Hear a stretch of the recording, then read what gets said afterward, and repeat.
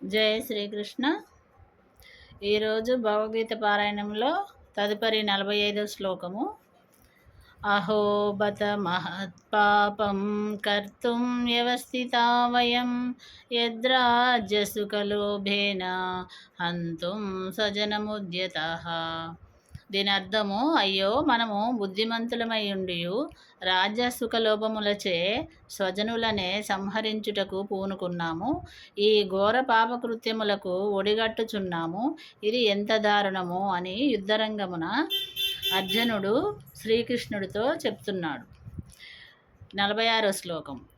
యది మమా ప్రతీకారం అశస్త్రం శస్త్రప్రాణయః ధార్తరాష్ట్రారణే హన్యు తన్మే క్షేమతరం భవేత్.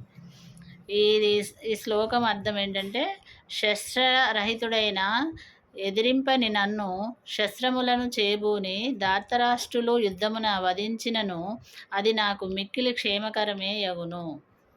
దీని అర్థం. తదుపరి 47వ శ్లోకం.